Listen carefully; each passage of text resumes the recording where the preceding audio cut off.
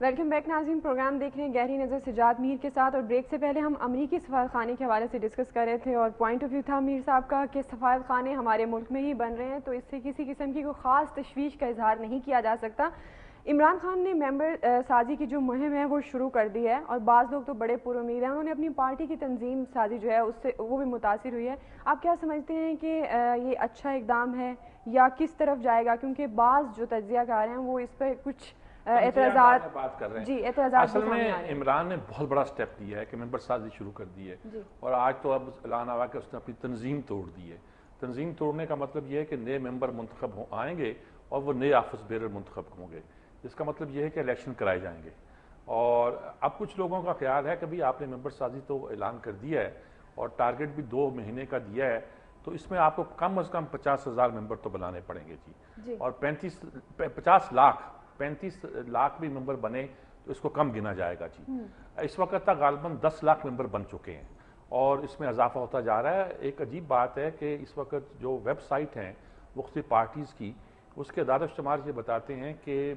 تحریک انصاف کی web site پر 85% لوگ جو ہیں وہ روز ہٹ کرتے ہیں، اور دوسرے نمبر پر نواز لیگ ہے جس پہ 9 لاکھ کے قریب کرتے ہیں، 9,000 کے قریب کرتے ہیں،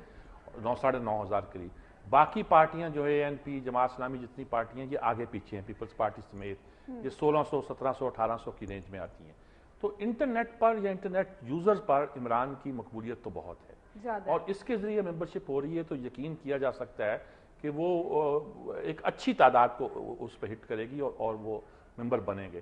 نیکسٹ سٹیپ بڑا ایک ایسا ہے جو بڑا لوگوں کے لیے پریشان کن ہوگا، وہ ہے الیکشن کا،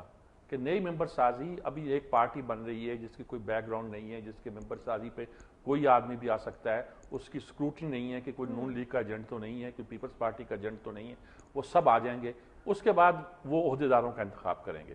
تو پرانے لوگوں کو شکایت پیدا ہوئی ہے کہ اس بات کا خدشہ ہے، ڈر ہے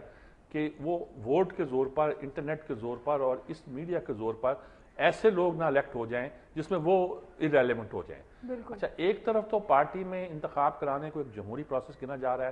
دوسری طرف اس بات کا خدشہ ظاہر کیا جا رہا ہے کہ پارٹی جو ابھی ان میکنگ ہے کہیں اس بڑے تجربے سے کوئی نقصان نہ اٹھا لے۔ عمران نے بات تو کر دی ہے اور کرنا بھی اچھی بات لگتا ہے، اور یہ ایک نعرہ خوبصورت ہے، لیکن یہ کہ بہت سارے پرانے لوگ جو ہیں وہ اس بات پر کہتے ہیں کہ یہ غیر سیاسی اقدام ہوگا کہ ایک ان نون لوگوں کو آپ اجازت دے دیں کہ وہ انٹرنیٹ سے ممبر بن جائیں، ان کی کوئی جان پہچان اور کوئی پرکھ ان کی نہ کی جائے، اور اس کے بعد ان کو اجازت دی جائے کہ وہ عہدیدار چنیں۔ تو یہ ایک ایسا فینومینا ہے جس کے لیے پارٹی کے اندر ایک کشمکش ہے۔ دیکھیں، اللہ کرے، دعا یہی ہے کہ پارٹی اس کشمکش سے بہتر طور پر آگے نکلے اور کوئی شکل بنا لے اپنی۔ جی اچھا میر صاحب، جیسے انتخابات کی بات کریں، سپریم کورٹ نے کہا ہے کہ شفاف انتخابات ہونے چاہیے۔ ویسے تو آپ جانتے ہیں کہ سب لوگ یہی چاہتے ہیں کہ انتخابات جو ہیں وہ شفاف ہوں، لیکن سپریم کورٹ کی یہ جو آبزرویشن ہے کہ ایسا کلچر کہ دولت کی کوئی چمک، کوئی ہوس نظر نہ آئے، آپ کیا سمجھتے ہیں اس بات سے یا اس بیان سے کیا مطلب لیا جا سکتا ہے؟ یا آنے والے انتخابات میں واقعی ایسا ہوگا کہ دولت کی چمک جو ہے وہ نظر نہیں آئے گی؟ الیکشن کمیشن کو بھی انہوں نے کہا ہے اور بار بار کہا ہے کہ آپ چیک کریں کہ لوگ جو ہیں کتنا خرچ کرتے ہیں۔ آپ پابندی لگا دیتے ہیں کہ اس سے زیادہ خرچ نہیں ہو سکتا۔ پریکٹیکلی صورتحال یہ ہوتی ہے کہ الیکشن اتنوں پیسوں سے ہو ہی نہیں سکتا،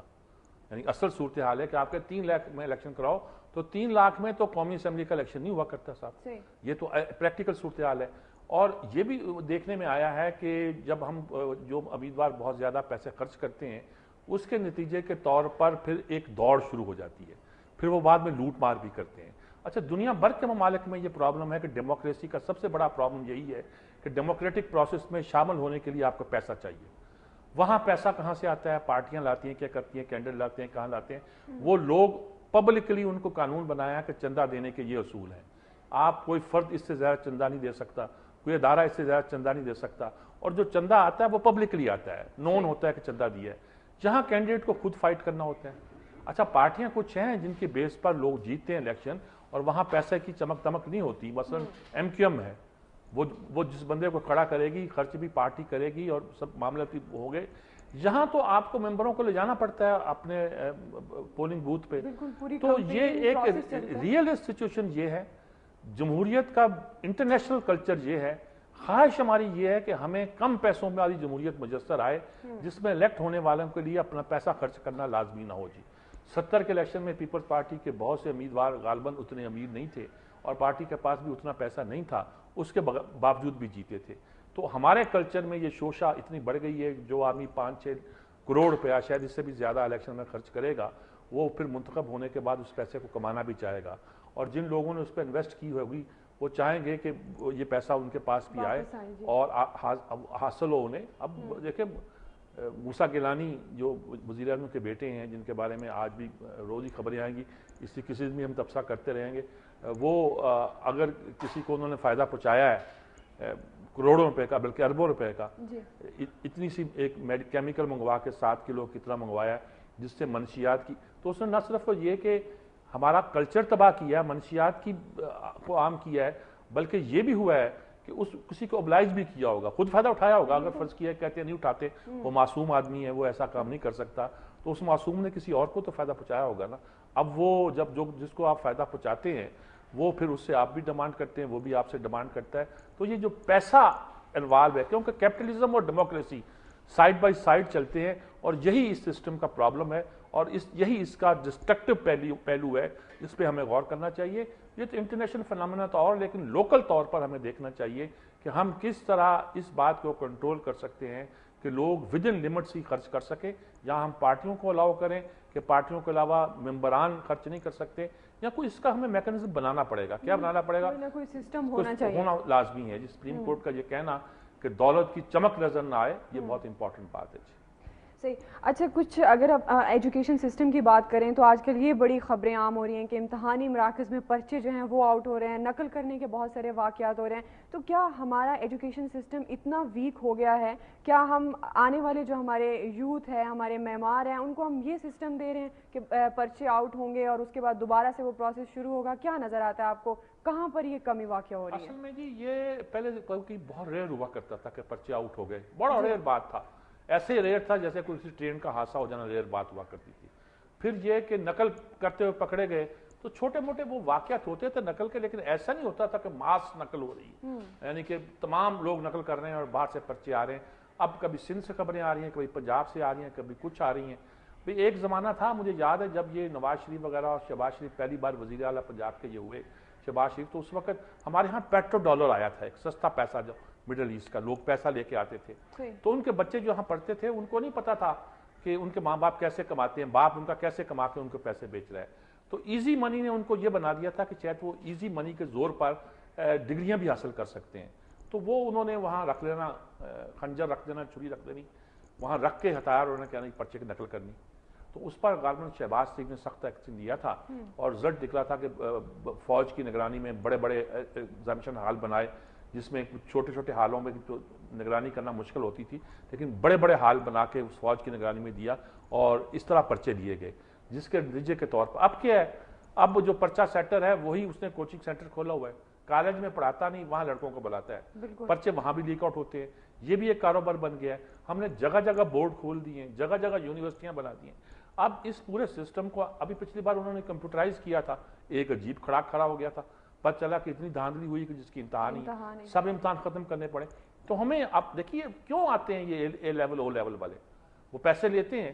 وہ امتحان لیتے ہیں اپنے پریمیسز میں اچھی جگہوں پہ، ایئر کنڈیشن جگہوں پہ بٹھا کے بچوں سے امتحان بھی لیتے ہیں، اور اس بات کی نگرانی بھی کرتے ہیں کہ ان کے پرچے صحیح طور پر باہر پہنچے. تو ہمیں اپنے سسٹم میں کم از کم یہ اس بات کو گارنٹی کرنا پڑے گا کہ یہ کم از کم جو ہمارا امتحانی نظام ہے اس میں کوئی گڑبڑ نہ ہو سکے. ہم بڑی جگہ پہ، کسی اسٹیڈیم پہ، کسی ایسی جگہ پہ جہاں بھی ہے، ہم اسٹوڈنٹس کو بٹھا کے اور ایک نگرانی میں فوج اور رینجر اور پولیس کی نگرانی میں امتحان لیں تو کوئی حرج نہیں ہے. اور یہ کلچر بنانا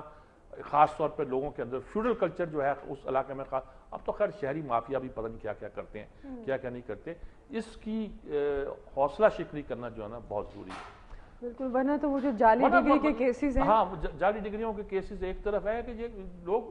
ختم ہو جائے گا جی ہمارے ہاں تعلیم کا معیار، کوئی تعلیم کا نظام، سب ڈگریاں اگر ایسے دی جاتی رہیں تو یہ کوئی اور بالکل کسی بھی معاشرے کی ترقی کا انحصار تعلیم یافتہ طبقہ جو ہے وہ اس پر ہوتا ہے. اگر تعلیم ہی ٹرانسپیرنٹ نہیں ہوگی تو پھر اس کے بعد کیا توقعات رکھی جا سکتی ہیں. اچھا میر صاحب، فاروق ایچ نائک کو وزیر قانون بنا دیا گیا، کابینہ میں ایک بڑی تبدیلی، اب کیا پلاننگ ہو سکتی ہے گورنمنٹ کی، کیا سوچ رہے ہیں؟ دیکھیں مجھے تو ایک تو یہ ہے کہ یہ سمجھ نہیں آئی کہ اللہ بخش چانڈیوں کو نکالا کیا گیا، اب بیچارے کو رکھا کیوں گیا تھا. شریف آدمی ہے، انٹلیکچوئل قسم کا آدمی تھا،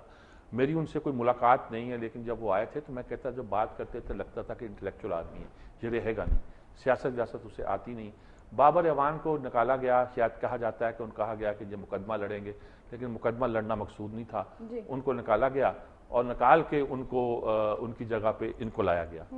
تو لگتا تھا کہ شاید یہ عارضی ارینجمنٹ ہے، ٹرانزیشنل پیریڈ ہے۔ اس کے بعد فاروق نائک جو تھے وہ سینٹ کے چیئرمین تھے، جس کا مطلب تھا وہ ایکٹنگ پریزیڈنٹ ہو سکتے ہیں، اور بڑے ٹرسٹڈ آدمی تھے صدر کے ہیں۔ اچھا پھر ان کو کیوں ہٹایا گیا وہاں سے؟ وہ پروٹوکول کے لحاظ سے بڑا عہدہ ہے۔ کچھ لوگ کہانی بھی گنتے ہیں، وہ کہتے ہیں غالباً جب عارضی طور پر زرداری صاحب بیمار ہو کے باہر گئے تو خیر کچھ اس طرح کی افواہ پھیل گئی کہ شاید اگر زرداری صاحب جائیں گے تو فاروق نائک اپنے صدر بن جانے پہ بہت خوش ہیں۔ اچھا فطری سی بات ہوتی ہے، کہیں کوئی نکل گئی ہوگی منہ سے تو اس پر زرداری صاحب ناراض ہیں کہ ایسی بات کیوں ہوئی، لیکن ہو سکتا ہے کہ یہ بھی کوئی زیادہ بات نہ ہو۔ فاروق نائک نے ان کے سارے مقدمے لڑے ہیں، باہر کا مقدمہ بھی، ان کے وکیل وہی ہوا کرتے تھے، اور سوبر آدمی ہے، سیریس آدمی ہے۔ اب کہا گیا تھا کہ وہ مقدمے لڑیں گے، ان کو اہم اسائنمنٹ دی جا رہی ہے، وہ تو نہیں دی گئی، لیکن کم از کم اتنا تو کیا گیا کہ ان کو وزیر قانون بنایا گیا۔ وہ بالکل راندہ درگاہ نہیں تھے، لیکن شاید صدر زرداری کو یہ بات اچھی نہیں لگی کہ ان کی بیماری پر ایک جو ان کا جانشین ہو سکتا ہے وہ کوئی خوشی کی کیفیت میں ہو، تو انہوں نے کہا کہ ایسا آدمی ہو کہ جو تھر تھر کانپنے لگے، کہہ رہے صاحب یہاں دعا مانگنے لگے کہ مولا میرے صدر کی صحت کو ٹھیک کر اور واپس آئے وغیرہ وغیرہ، کچھ اس طرح کی باتیں ہیں۔ لیکن یہ جو عہدہ ہے یہ سینٹ کے چیئرمین سے بڑا عہدہ نہیں ہے، اگرچہ افیکٹو ہے، خاصا افیکٹو عہدہ ہے، اور یہ افیکٹو ہوتے ہیں کہ نہیں ہوتے، مقدمے تو بہت لڑے انہوں نے پیپلز، اور خبریں تو یہ بھی تھی کہ اعزاز حسن بن سکتے ہیں، لیکن اعزاز حسن اب اتنے بڑے ہو گئے ہیں کہ ان کے لیے کوئی عہدہ یہاں بھی دستیاب نہیں ہے۔ وزیر اعظم کا عہدہ ایک ہے جس کی وہ خواہش برسوں سے پال رہے ہیں، لیکن اب البس چانڈ ہو گئے جی، اب لگتا ہے کچھ اور بھی چینجز کابینہ میں کرنے کا ان کا ارادہ ہے، وہ اسی چکر میں وہ کریں گے، کیونکہ الیکشن ایئر ہے، انہیں اپنی ٹیم کو سیٹ کرنا ہے۔